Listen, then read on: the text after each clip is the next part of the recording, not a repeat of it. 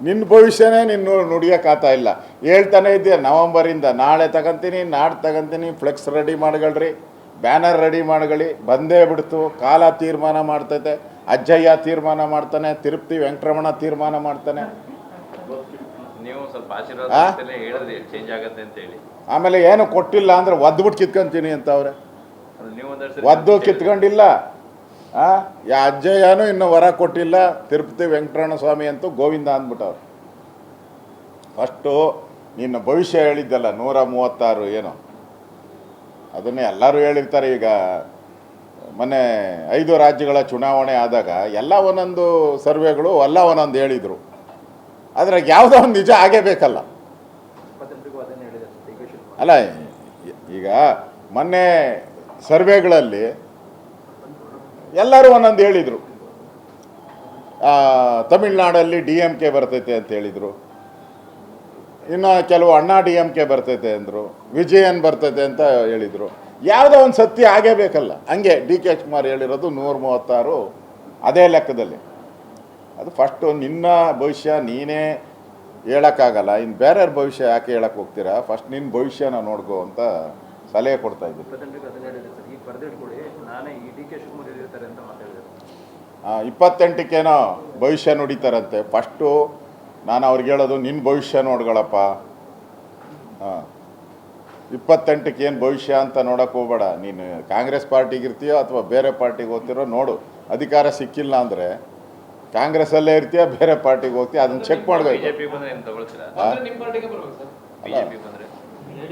ಒಂದೇ ಪಾರ್ಟಿನ ಕರ್ನಾಟಕದಲ್ಲಿರೋದು? ಬೇಕಾದಷ್ಟು ಒಂದು 20 ಪಾರ್ಟಿಗಳವೆ ಕರ್ನಾಟಕದಲ್ಲಿ. ಏನೇನು ಎಲ್ಲ ಬೇಕಾದಷ್ಟವೆ. ತೃಣಮೂಲನೂ ಇದೆ ಇಲ್ಲಿ. ಉತ್ತರ ಪ್ರದೇಶದ್ದು ಇದೆಯಲ್ಲ, ಮಲಯಾಮ್ ಸಿಂಗ್ ಯಾದವ್ದು ಪಾರ್ಟಿ ಇದೆ ಇಲ್ಲಿ. ಈಗ ಬೇರೆ ಕಾಕ್ರೋಚ್ ಪಾರ್ಟಿ ಬೇರೆ ಬಂದೈತಲ್ಲ, ಆ ಕಾಕ್ರೋಚ್ ಪಾರ್ಟಿಗೂ ಸೇರ್ಬೋದು. ನೀವೇನು ಭವಿಷ್ಯ ಹೇಳ್ತೀರಿ ಸರ್? ಲಾಸ್ಟ್ ಒಂದೆರಡು ಟೈಮ್ ಹೇಳಿದ್ರಿ, ಭವಿಷ್ಯ ಹೇಳಿದ್ರಿ CM ಚೇಂಜ್ ಬಗ್ಗೆ. ಮುಖ್ಯಮಂತ್ರಿ ಏನು ಖಾಲಿ ಮಾಡೋ ಥರ ಏನು ಕಾಣಿಸಲ್ಲ. ಖಾಲಿ ಮಾಡೋ ಥರ ಇಲ್ಲ. ಅವರು ಖಾಲಿ ತಟ್ಟೆನ DK ಶಿವಕುಮಾರ್ಗೆ ಕೊಡೋ ಥರ ಕಾಣಿಸ್ತಾ ಇದೆ. ಓಕೆ, SIR ವಿಚಾರ ಸಂಬಂಧಪಟ್ಟಂತೆ 3 ಪಕ್ಷಗಳಲ್ಲೂ ಕೂಡ ಇದಾಗ್ತಾ ಇದೆ. ಕಾಂಗ್ರೆಸ್ ವಿರೋಧ ಮಾಡ್ತಿತ್ತು, ಈಗ ಆಯ್ತು ನಾವು ತಯಾರಿ ಇದ್ದೀವಿ ಅನ್ನೋಂಥ ಮಾತನ್ನ ಹೇಳ್ತಿದ್ದಾರೆ. SIR ಮಾಡ್ತಾ ಇರೋದು ಇದು ನ್ಯಾಚುರಲ್ ಪ್ರೋಸೆಸ್. ಇದು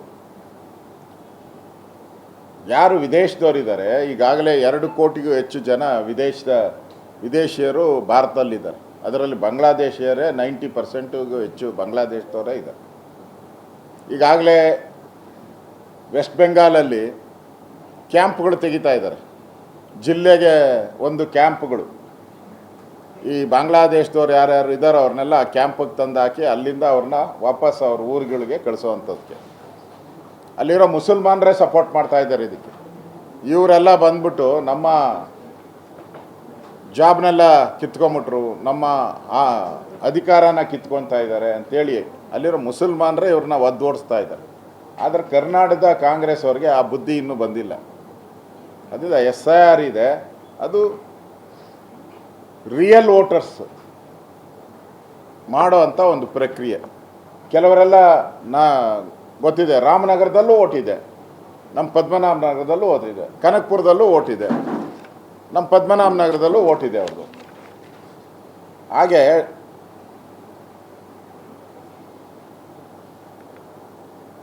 ಗೃಹಲಕ್ಷ್ಮಿ, ಗೃಹಜ್ಯೋತಿ ಗ್ಯಾರಂಟಿ ಯೋಜನೆಗಳನ್ನ ಪರಿಷ್ಕರಣೆ ಮಾಡೋದಕ್ಕೆ ಸರ್ಕಾರ ಈಗ ಗಂಭೀರವಾಗಿ ಚಿಂತನೆ ಮಾಡ್ತಾ ಇದೆ. ಅರ್ಹತೆ ಮೀರಿದವರು ಲಾಭ ತಗೊಳ್ತಾ ಇದ್ದಾರೆ, ಸತ್ತವರು ಫ್ಯಾಮಿಲಿಗೆ ಲಾಭ ಹೋಗ್ತದೆ. ಗೃಹಜ್ಯೋತಿ, ಗೃಹಲಕ್ಷ್ಮಿ ಯೋಜನೆಗಳನ್ನ ಪರಿಷ್ಕರಣೆ ಮಾಡೋದಕ್ಕೆ ಮುಂದಾಗ್ತಾ ಇದೆ. ನೋಡಿ, ಅದು ನಾಟಕ ಅಷ್ಟೇ. ಕಳ್ನಾಟಕ ಅಂತಾರಲ್ಲ, ನಾಟಕ ಬೇರೆ ಕಳ್ನಾಟಕ ಬೇರೆ. ಇವ್ರು ಕಳ್ನಾಟಕ ಆಡ್ತಾರೆ. ಅದು ನಿರಂತರ ಪ್ರಕ್ರಿಯೆ. ಅದು ಸ್ವಾತಂತ್ರ್ಯ ಬಂದಾಗಿಂದನೂ ಕೂಡ 75 ವರ್ಷದಲ್ಲಿ ಸತ್ತೋರ್ನೆಲ್ಲ ತೆಗಿಯೋದು ನಿರಂತರ. ಪ್ರತಿ ತಿಂಗಳು ಪ್ರತಿದಿನ ತೆಗಿತಾನೆ ಇರ್ತಾರೆ ಸತ್ತೋರು ಯಾರಿದೆ. ಅದಕ್ಕೇನು ಅಭಿಯಾನ ಏನು ಯಾರು ಮಾಡಿಲ್ಲ. ಇವರು ಸರ್ಕಾರ ಪಾಪರಾಗಿ ಸರಿಯಾಗಿ ರೇಷನ್ ಕೊಡೋಕ್ಕೆ ಯೋಗ್ಯತೆ ಇಲ್ಲದೆ, ಗ್ಯಾರಂಟಿಗಳು ಕೊಡೋಕ್ಕೆ ಹಣ ಇಲ್ಲದೆ ಒಂದಲ್ಲ ಒಂದು ಸಬೂಬುಗಳನ್ನು ಹುಡುಕ್ತಾ ಇದ್ದಾರೆ. ಗ್ಯಾರಂಟಿ ಕಡಿಮೆ ಮಾಡಬೇಕು ಅಂತ ಡೈರೆಕ್ಷನ್ಸ್ ಎಲ್ಲ ಅಧಿಕಾರಿಗಳಿಗೂ ಡೈರೆಕ್ಷನ್ ಕೊಟ್ಟಿದ್ದಾರೆ. ಗ್ಯಾರಂಟಿ ಸ್ಕೀಮನ್ನು ಕಡಿಮೆ ಮಾಡಬೇಕು ಅನ್ನೋ ಒಂದು ಡೈರೆಕ್ಷನ್ ಹೋಗಿದೆ. ಅದಕ್ಕೋಸ್ಕರ ಈ ಸಬೂಬನ್ನೇ ಹೇಳ್ತಾ ಇದ್ದಾರೆ. ಅದಕ್ಕೇನಕ್ಕೆ ಅಭಿಯಾನ ಬೇಕು? ಡೆತ್ ಸರ್ಟಿಫಿಕೇಟ್ ಆಗಿರೋರಿಗೆ ಇಮಿಡಿಯೇಟಾಗಿ ನಾವು ಕಂಪ್ಯೂಟ್ರ್ ಯುಗದಲ್ಲಿದ್ದೀರಿ ನಾವು. ಡೆತ್ ಸರ್ಟಿಫಿಕೇಟ್ ಇಶ್ಯೂ ಆದ ತಕ್ಷಣ ಇಲ್ಲಿ ಡಿಲೀಟ್ ಆಗುವಂಥ ವ್ಯವಸ್ಥೆ ಕಂದಾಯ ಇಲಾಖೆಯಲ್ಲಿ ಇದೆ. ಅದಕ್ಕೇನು ಸಪ್ರೇಟ್ ಅಭಿಯಾನ ಏನಕ್ಕೆ ಬೇಕಾಗಿದೆ? ಅದಲ್ಲ, ನಿಮಗೆ ಕಾಲಕ್ಕೆ ಹಣ ಬಿಡುಗಡೆ ಮಾಡೋಕ್ಕೆ ಫೈನಾನ್ಸ್ ಡಿಪಾರ್ಟ್ಮೆಂಟ್ಗೆ ಸಾಧ್ಯ ಆಗ್ತಾ ಇಲ್ಲ. ಆ ಹಣದ ಕೊರತೆಯನ್ನು ನೀಗ್ಸೋಕ್ಕೋಸ್ಕರ ಈಗ ಯಾವ ಇದು ಮಹಿಳೆಯರಿಗೆ 2,000 ಕೊಡ್ತಾ ಇದ್ದಾರಲ್ಲ, ಅದು 5,000 ಕೋಟಿ ಪೆಂಡಿಂಗ್ ಹಾಕಿದೆ. ಹಣ ಇಲ್ದಿರೋ ಪೆಂಡಿಂಗ್ ಇರೋದು. ಗೃಹಲಕ್ಷ್ಮಿ 700 ಕೋಟಿ ರೂಪಾಯಿ ಹಣ ಆಹಾರ ಇಲಾಖೆದು ಒಂದು ತಿಂಗಳು ಕಟ್ ಮಾಡಿದ್ದಾರೆ. ಯಾಕೆ ಅಂದರೆ ಹಣ ಇಲ್ಲ, ಆ ತಿಂಗಳ ಹಣ ಇಲ್ಲ. ಅದಕ್ಕೆ ಹಣ ಇಲ್ಲದೆ ಇವತ್ತು ರಾಜ್ಯ ಸರ್ಕಾರ ಎಲ್ಲದ್ರ ಮೇಲೂ ಕಟ್ ಮಾಡ್ತಾ ಇದ್ದಾರೆ. ಇವತ್ತು ಇವರು ಸಾರಿಗೆ ಇಲಾಖೆ ಸ್ಟ್ರೈಕು, ಹಣ ಇಲ್ಲ, ಯಾರೋ ಥರ್ಡ್ ಪಾರ್ಟಿ ಮುಖಾಂತರ ಕೋರ್ಟ್ಗೆ ಹಾಕ್ಬಿಟ್ಟು ಅದಕ್ಕೆ ಸ್ಟೇ ತಗೊಂಡಿದ್ದಾರೆ. ಎಲ್ಲ ಇದೊಂದು ಕರ್ನಾಟಕದ ಕಂಪನಿ ಈ ಕಾಂಗ್ರೆಸ್ ಸರ್ಕಾರ. ಮತ್ತು ಡಿ ಕೆ ಶಿವಕುಮಾರ್ ಅವರು ಹೇಳಿದ್ದಾರೆ, ಕೇಂದ್ರದ ಅಕ್ಕಿ ಕೊಡ್ತಾ ಇರೋದು ಬರ್ತಾ ಇಲ್ಲ ಕೇಂದ್ರದಿಂದ ಅಂತ. ನಾನು ಕೇಂದ್ರದ ಸಚಿವರಿಗೆ ಫೋನ್ ಮಾಡಿದ್ದೆ. ನಾನು ಇದುವರೆಗೂ ಮೇ ಜೂನ್ವರೆಗೂ ಕೂಡ ರಾಜ್ಯದ ಏನು ಕೋಟಾ ಇತ್ತು ಅಷ್ಟು ಅಕ್ಕಿಯನ್ನು ಕಳಿಸಿದ್ದಾರೆ. ಪೆಂಡಿಂಗ್ ಇಲ್ಲ, ಯಾವ ಮದ್ದದು ಪೆಂಡಿಂಗ್ ಇಲ್ಲ.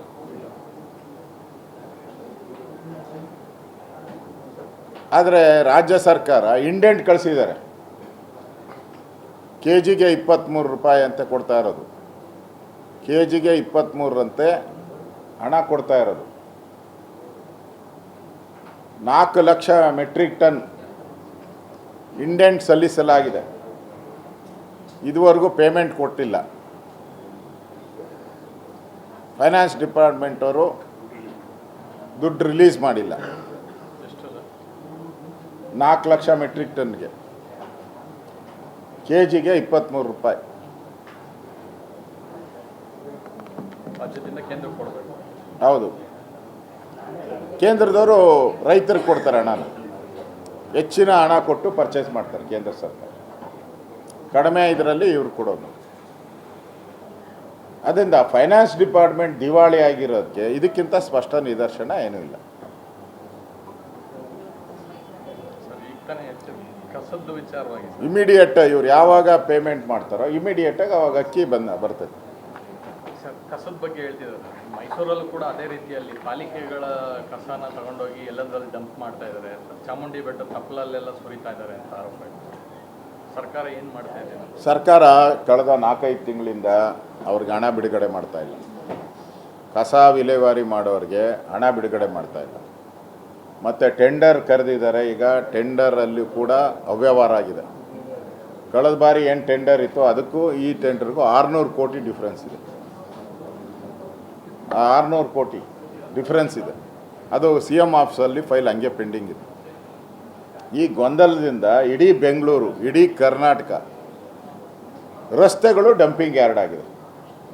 ಕರ್ನಾಟಕದ ಎಲ್ಲ ರಸ್ತೆಗಳು ಡಂಪಿಂಗ್ ಯಾರ್ಡ್. ಯಾಕಂದರೆ ಯಾರು ಕಸ ತಗೊಂಡೋಗಿ ಹಾಕೋಕ್ಕಾಗ್ತಾ ಇಲ್ಲ. ಡಂಪಿಂಗ್ ಯಾರ್ಡ್ಗಳೆಲ್ಲ ಸ್ಥಗಿತ ಆಗಿದೆ. ಅವ್ರಿಗೂ ಪೇಮೆಂಟ್ ಇಲ್ಲ. ಕಸ ತೆಗೆಯೋ ಲಾರಿಗೂ ಪೇಮೆಂಟ್ ಇಲ್ಲ. ಕಸ ಗುಡಿಸೋರ್ಗೂ ಪೇಮೆಂಟ್ ಇಲ್ಲ.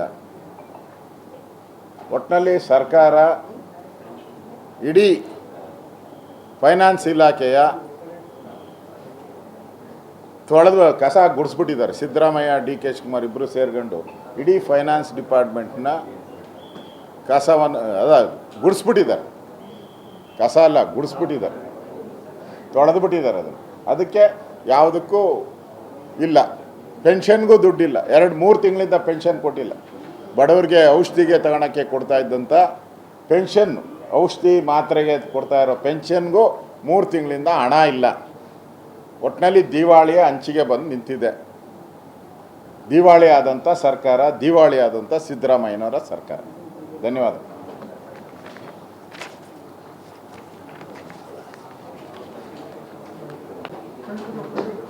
11 ಜನ, ನಿನ್ನೆ 10 ಜನ ತೀರ್ಕೊಂಡಿದ್ದರು. ಚಿಪ್ಪು, ಕಪ್ಪೆ ಚಿಪ್ಪು ಕಾರವಾರ ಜಿಲ್ಲೆಯಲ್ಲಿ ಘಟನೆ ಆಗಿದೆ. 11 ಜನ ತೀರ್ಕೊಂಡಿದ್ದಾರೆ. ಅವರೆಲ್ಲರೂ ಕೂಡ ಬಡವರು. ಅದರಲ್ಲಿ ಒಂದೇ ಕುಟುಂಬದ 8 ಜನನೂ ಕೂಡ ಒಂದೇ ಕುಟುಂಬದವರಿದ್ದಾರೆ. ಜೀವನಕ್ಕೋಸ್ಕರ ಈ ಕಪ್ಪೆ ಚಿಪ್ಪನ್ನು ತೆಗೆದುಕೊಂಡು ಅದನ್ನು ಮಾರಾಟ ಮಾಡಿ ಜೀವನ ಮಾಡಿಸ್ತಾಯಿದ್ರು.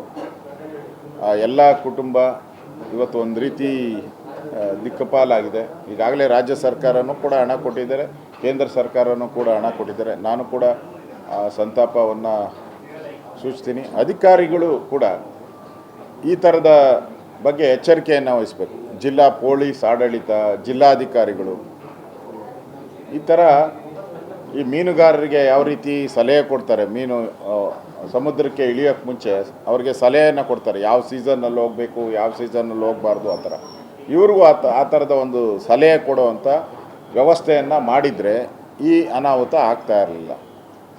ಅದರಿಂದ ಎಲ್ಲೋ ಒಂದು ಕಡೆ ಜಿಲ್ಲಾಡಳಿತದ ತಪ್ಪು ಸಹ ಇದೆ ಇದರಲ್ಲಿ.